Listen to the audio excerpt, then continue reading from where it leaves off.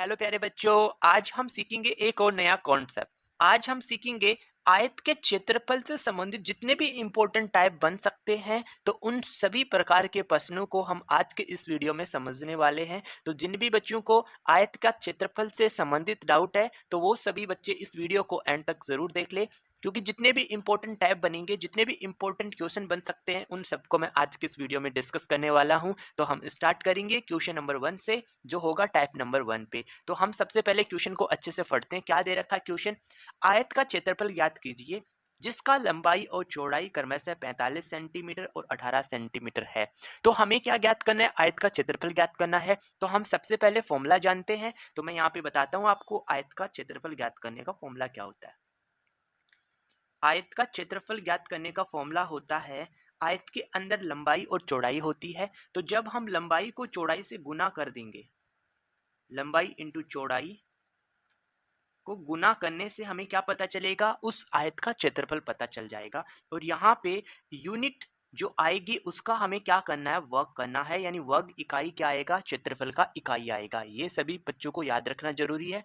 बहुत सारे बच्चे इसका मान निकाल लेते हैं लेकिन उसका इकाई नहीं लिखते। तो आपको इकाई जरूर याद रखना होगा कि इकाई क्या आएगा। ओके, तो मैं आपको बताता हूँ इस क्वेश्चन को सरल करके। हमें इसमें क्या दे रखा है? लंबाई। लंबाई कितना दे रखा है? 45 सेंटीमीटर दे रखा है। चौड़ाई कितना दे रखा है?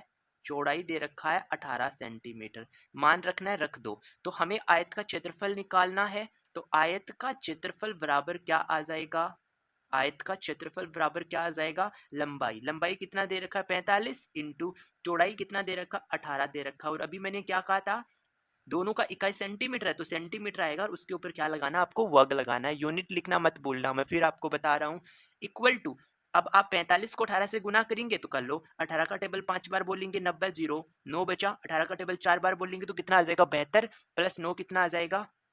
81। तो 810 वर्ग सेंटीमीटर क्या आ जाएगा? इस आयत का क्षेत्रफल आ जाएगा। तो यही हमें इस क्वेश्चन में फाइंड करना था। आपको टाइप नंबर 1 समझ में आ गया? बहुत आसान टाइप था। अब अपन टाइप नंबर 2 डिस्कस करते हैं।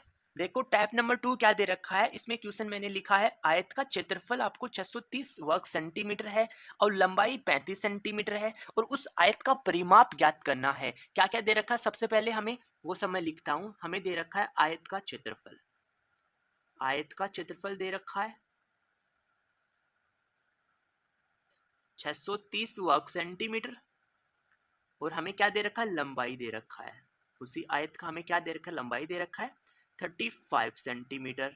और हमें क्या निकालना है? परिमाप निकालना है। हमें उस आयत का क्या निकालना? परिमाप निकालना है। तो आपको नहीं पता है तो मैं आपको बता दूं कि आयत के परिमाप पे आधारित जितने भी इंपॉर्टेंट टाइप बन सकते हैं, उन सबको हमने पिछले वीडियो में बहुत अच्छे से डिस्कस किया है। तो जिन भी बच्चों को आयत के परिमाप निकालने से संबंधित डाउट है, वो सभी बच्चे, जो आपको यहाँ पे लिंक दिया गया है आई बटन एंड डिस्क्रिप्शन में, वहां से जाके आप उस वीडियो को देख के अपना डाउट क्लियर कर सकते हो। तो मैं यहाँ पे आपको फॉर्मूला बता देता हूँ आयत का परिमाप ज्ञात करने का। दो ब्रैकेट में लंबाई प्लस चौड़ाई आ जाएगा। यहाँ पे आएगा लंबाई एंड प्लस में क्या आ जाएगा? चौड़ाई आ जाएगा। अगर आपको लंबाई और चौड़ाई दे रखी है और आप इस सूत्र में मान रख दोगे, तो तुम्हें क्या पता चल जाएगा? उस आयत का परिमाप पता चल जाएगा। अब परिमाप निकालने के लिए हमें क्या चाहिए? लंबाई चाहिए और चौड़ाई चाहिए। तो क्वेश्चन में आपको लंबाई दे रखी है लेकिन आपको चौड़ाई नहीं दे रखी। तो हम क्या करेंगे? सबसे पहले चौड़ाई निकालेंगे। वो कहां से निकालोगे? आपको एक और जानकारी दे रखी है, आयत का क्षेत्रफल। वहां से हमें क्या करना है? चौड़ाई निकालनी है। तो क्या होता है फॉर्मूला? आयत का क्षेत्रफल लंबाई इंटू चौड़ाई बराबर कितना दे रखा है? 630 वर्ग सेंटीमीटर। तो हम इसमें मान रख देते हैं, लंबाई कितना दे रखा है? 35 सेंटीमीटर दे रखा है, इंटू चौड़ाई हमें ज्ञात करनी है, बराबर में कितना आ जाएगा? 630 वर्ग सेंटीमीटर आ जाएगा। बी का हमें मान ज्ञात करना है। बी के साथ 35 किसमें? गुना में। तो इधर कहाँ आ जाएगा? भाग में। तो 630 वर्ग सेंटीमीटर को हम किससे डिवाइड कर देंगे? 35 सेंटीमीटर से डिवाइड कर देंगे। तो 1 सेंटीमीटर से क्या हो जाएगा? 1 सेंटीमीटर कैंसिल आउट हो जाएगा। 630 में हम किसका भाग देंगे? 35 का भाग देंगे। तो हम 35 का टेबल एक बार बोलेंगे, तो 35 का टेबल एक बार बोलने पे 35 आएगा। 63 में से हम 35 माइनस कर देंगे तो कितना बचेगा? यहाँ मैं डिवाइड करके बता देता हूँ। 630 को हम किससे भाग देंगे? 35 से। तो 35 का टेबल हमने एक बार बोला, 35 आ गया। माइनस किया तो 13 में से 5 माइनस किया, 8 बच गया। एक कम किया तो 5 बचा। 5 में से 3 माइनस किया तो 2 बचा, और यहाँ पे आ गया 0। अब 35 का टेबल कितने बार बोलोगे? 8 बार। 280 आ जाएगा, तो यहाँ पे कितना आ जाएगा 8 आ जाएगा। तो हमें चौड़ाई कितना पता चला 18 सेंटीमीटर। हमने सबसे पहले क्या किया, आयत का क्षेत्रफल दे रखा था, लंबाई दे रखी थी, वहां से हमने क्या निकाला, चौड़ाई निकाला। अब हम ये सारे मान कहाँ रख देंगे, इस फॉर्मूले में रख देंगे। तो यहाँ से हमें क्या पता चल जाएगा, परिमाप पता चल जाएगा उस आयत का। देखो दो ब्रैकेट के अंदर लंबाई हमें पहले से दे रखी है 35 सेंटीमीटर, फिर प्लस में चौड़ाई हमें पता चल गया 18 सेंटीमीटर। तो दो ये मल्टीप्लाई में होता है, दो इसके साथ ब्रैकेट के बाहर है, तो इन दोनों को जोड़ लो। तो 8 + 5 कितना आ जाएगा 13, 3 एक बचा, 3 + 1 4 और एक कितना आ जाएगा 5 आ जाएगा। 53 का आप दुगना करेंगे तो 3 को 2 से गुना करोगे तो 6 आ जाएगा, 5 को 2 से गुना करोगे तो 10 आ जाएगा। 106 सेंटीमीटर इस आयत का क्या मिलेगा, परिमाप मिलेगा। तो सभी बच्चों को समझ में आ गया ना कि अगर आपको इस टाइप पे क्वेश्चन दे तो आप उसका हल कैसे बनाएंगे। ओके, अब हम नेक्स्ट टाइप नंबर 3 डिस्कस करते हैं। यस देखो, ये जो टाइप है वो आयत का क्षेत्रफल का सबसे इंपॉर्टेंट टाइप रहेगा, टाइप नंबर 3 और टाइप नंबर 4। आप उन दोनों टाइप को जरूर समझिए। क्या दे रखा है, एक रूम के फर्श को समतल करवाने की दर 85 रुपए प्रति वर्ग मीटर है। यहाँ पे वर्ग मीटर से कुल खर्च 5100 रुपए है। यदि रूम की लंबाई 8 मीटर है तो उसकी चौड़ाई ज्ञात कीजिए। देखो लंबाई और चौड़ाई की बात कर रहा है, तो रूम किस टाइप का होगा, आयताकार होगा। रूम किस टाइप का होगा, आयताकार होगा, जिसकी लंबाई हमें क्वेश्चन में दे रखी है। कितना दे रखा है, 8 मीटर लंबाई दे रखा है। हमें इसकी चौड़ाई ज्ञात करनी है। हमें इसकी क्या ज्ञात करनी है, चौड़ाई ज्ञात करनी है। और इसने क्वेश्चन में और हमें क्या जानकारी दी है कि अगर हम इसके फर्श को, मान लो ये फर्श है, तो इसके फर्श को हम समतल करवाएंगे, पूरे फर्श को समतल करवाएंगे तो उसका खर्चा, तो हमें कुल खर्चा दे रखा है। हमें क्वेश्चन में कुल खर्चा दे रखा है कितना, 5100 रुपए। 5100 रुपए का कुल खर्चा आएगा। और हमें समतल कराने की दर भी दे रखी है कि यदि हम 1 मीटर इधर से, यानी इस टाइप से 1 मीटर इंटू 1 मीटर के क्षेत्र को अगर हम समतल कराएंगे, इतने से क्षेत्र को समतल कराने का हमें दर दे रखा है 85 रुपए। कितना दे रखा है, 85 रुपए दे रखा है। यानी हम 1 वर्ग मीटर क्षेत्र को समतल कराएंगे तो उसका खर्चा हमें कितना आएगा, 85 रुपए आएगा। उसका खर्चा में कितना आएगा, 85 रुपए आएगा। तो जब मैं इस कुल खर्चा को इस 85 से भाग दे दूंगा तो मुझे इस समतल किए गए क्षेत्र का क्षेत्रफल मिल जाएगा, क्योंकि यहाँ पे प्रति वर्ग मीटर दे रखा है। तो जब आप 85 से भाग दोगे कुल खर्च को तो आपको क्या मिलेगा, कुल क्षेत्रफल मिलेगा। तो यहाँ से हमें मिल जाएगा कुल क्षेत्रफल, समतल किए गए क्षेत्र का कुल क्षेत्रफल मिलेगा। ध्यान से समझना, यही इंपॉर्टेंट पॉइंट समझने वाला है। तो जो कुल खर्चा है 5100 रुपए, उसको हम भाग दे देंगे 85 से, उसको हम भाग दे देंगे 85 से। तो यहाँ से हमें वर्ग मीटर के अंदर क्या मिल जाएगा, क्षेत्रफल मिल जाएगा। तो सरल कर लो, रुपीज से रुपीज कट जाएगा। 17 का टेबल बोलो, 5 बार बोलेंगे 85, 3 बार बोलेंगे तो 17×3 = 51 आ जाएगा। 300 में 5 का भाग दोगे तो कितना आ जाएगा, 60 आ जाएगा। यानी हमें इस रूम का जो फर्श है उसका हमें क्षेत्रफल मिल गया 60 वर्ग मीटर।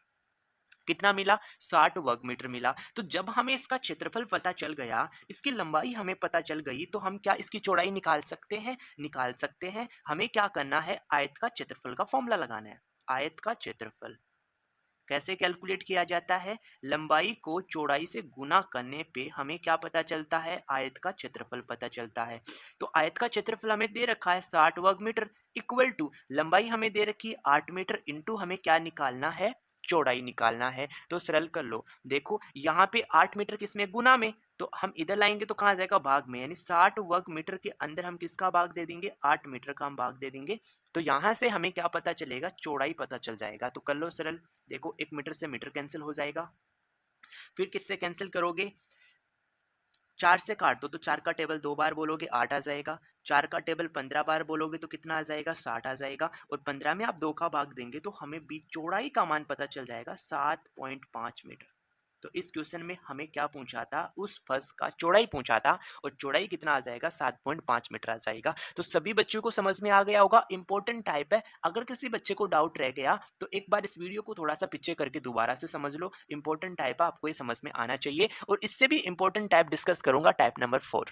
यस देखो, टाइप नंबर 4 क्या दे रखा है, एक रूम 8 मीटर लंबा और 6 मीटर चौड़ा है। तो सबसे पहले इसने क्या किया, एक रूम का चर्चा किया, और उस रूम का लंबाई हमें कितना दे रखा है, 8 मीटर। लंबाई हमें 8 मीटर दे रखा है, और उसका चौड़ाई कितना दे रखा है, 6 मीटर दे रखा है। अच्छे से समझना, बहुत इंपॉर्टेंट क्वेश्चन है। 8 मीटर लंबाई दे रखा है, 6 मीटर चौड़ाई दे रखा है। आयताकार टाइल का आकार, और हमें एक आयताकार टाइल दे रखी है। तो ये तो क्या रूम, और ये क्या टाइल। इस टाइल का आकार दे रखा है, ये 25 सेंटीमीटर तो लंबी है और इसकी चौड़ाई कितनी है 20 सेंटीमीटर। ये हमें एक टाइल का आकार दे रखा है जिससे पूरे फर्श को कवर करना है, यानी इस साइज की, इस आकार की हम टाइल्स लगाएंगे इस रूम के फर्श के अंदर, और इस पूरे फर्श को हम क्या करेंगे, इस आकार के टाइल से कवर करने वाले हैं। तो तब कितनी टाइल्स की आवश्यकता होगी, तो हमें इस आकार की कितनी टाइल्स चाहिए इस पूरे फर्श को कवर करने के लिए, और एक टाइल की हमें कॉस्ट दे रखी है 25 रुपए पर टाइल। एक टाइल की कॉस्ट दे रखी है, कॉस्ट हमें दे रखी है ईच टाइल की हमें क्या दे रखी है, कॉस्ट दे रखी है, और कितनी दे रखी है 25 रुपए। तो कुल खर्चा हमें ज्ञात करना है। तो हम कुल खर्चा तो तब ज्ञात करेंगे जब हमें टाइल्स की संख्या पता चलेगी। तो सबसे इंपॉर्टेंट पॉइंट यही तो है कि हम टाइल्स की संख्या कैसे निकालेंगे। तो हम समझते हैं इस क्वेश्चन को। देखो हमें क्या करना है, सबसे पहले जहां हमें टाइल लगानी है, तो टाइल हमें कहाँ लगानी है, रूम के फर्श पे टाइल लगानी है। तो सबसे पहले क्या करो, इस रूम के फर्श का क्षेत्रफल निकालो। उसके बाद क्या करना है, इस टाइल का क्षेत्रफल निकालना है। और अब जो रूम का क्षेत्रफल होगा उसको हम क्या करेंगे, एक टाइल के क्षेत्रफल से भाग दे देंगे, तो हमें टाइल की संख्या पता लग जाएगी। अब मैंने आपको इतना कह दिया, तो बच्चे क्या करेंगे, 8 को 6 से गुना करेंगे, क्योंकि आयत है और आयत का क्षेत्रफल निकालने का सूत्र क्या होता है, लंबाई इंटू चौड़ाई होता है। तो इन दोनों को गुना करके यहाँ से क्षेत्रफल निकालेंगे। ये भी आयताकार टाइल है, तो इन दोनों को गुना करके यहाँ से क्षेत्रफल निकालेंगे। यहाँ जो क्षेत्रफल आया उसको इससे भाग कर देंगे। लेकिन मैं कहता हूँ कि ऐसा करने से होगा आपका क्वेश्चन गलत। क्यों गलत होगा, क्योंकि आपको इकाई भी मैच करना पड़ेगा। यहाँ आपको मीटर दे रखा है और यहाँ आपको सेंटीमीटर दे रखा है। तो टाइल का जो इकाई है और इस रूम का इकाई है, उन दोनों को इक्वल बनाना पड़ेगा। तो यहाँ पे सेंटीमीटर दे रखा है, तो यहाँ पे भी दोनों जगह क्या बनाओ, सेंटीमीटर बनाओ। तो 8 मीटर को हम क्या लिख देंगे, 100 से गुना कर दो तो 800 सेंटीमीटर आ गया। 6 मीटर को क्या लिख दोगे, 600 सेंटीमीटर लिख दोगे। अब करो कैलकुलेशन। तो हम सबसे पहले निकालेंगे फर्श का क्षेत्रफल। हम सबसे पहले क्या पता करेंगे, फर्श का क्षेत्रफल। तो क्या आ जाएगा, लंबाई इंटू चौड़ाई। लंबाई इंटू क्या आ जाएगा, चौड़ाई आ जाएगा, इक्वल टू लंबाई कितना है 800 सेंटीमीटर इंटू चौड़ाई कितना है 600 सेंटीमीटर। तो यहाँ हमेशा क्षेत्रफल किस में आता है, वर्ग सेंटीमीटर में। अगर सेंटीमीटर दे रखा तो उसके ऊपर वर्ग लगा दो, मीटर दे रखा तो वर्ग मीटर आ जाएगा। अब इसको सिंपल कर लो, 8 को 6 से गुना करोगे तो कितना आ जाएगा, 48 आ जाएगा। तो यहाँ 4 जीरो है, तो 4,80,000 वर्ग सेंटीमीटर क्या आ चुका है, फर्श का क्षेत्रफल आ चुका है। तो हमें 1 नंबर पॉइंट मिल गया। अब हमें 2 नंबर पॉइंट में क्या पता करना है, आयताकार टाइल का क्षेत्रफल ज्ञात करना है। क्या ज्ञात करना है, आयताकार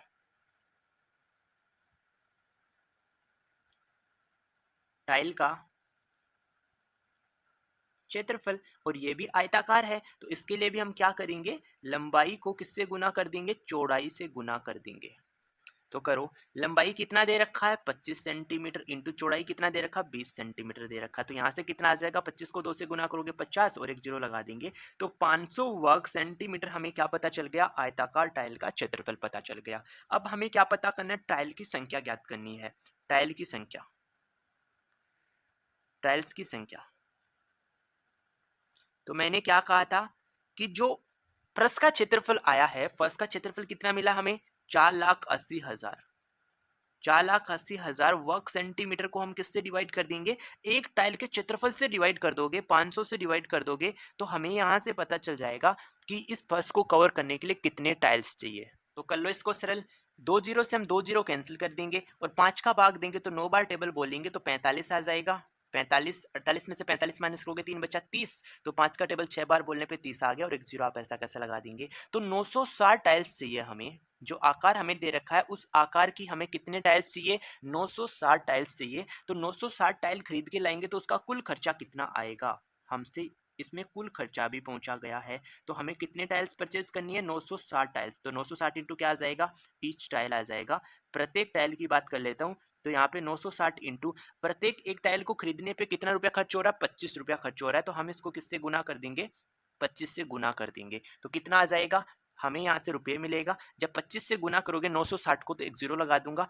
25 का टेबल 6 बार बोलेंगे तो कितना आ जाएगा, 150, तो जीरो फिर 15 बचेगा। 25 का टेबल 9 बार बोलेंगे तो 225, और 225 में 15 जोड़ दोगे तो कितना आ जाएगा, 240 आ जाएगा। यानी 24,000 रुपए का खर्चा आएगा रूम के फर्श को इस आकार के टाइल से कवर करने में। तो आई होप सभी बच्चों को समझ में आ गया होगा, ये भी इम्पोर्टेंट टाइप। तो आज के इस वीडियो में हमने समझा कि आयत के क्षेत्रफल से संबंधित क्वेश्चन किस प्रकार से बनेंगे। हम नेक्स्ट वीडियो में सीखने वाले हैं वर्ग के परिमाप पे आधारित प्रश्न। Okay, thank you for watching video.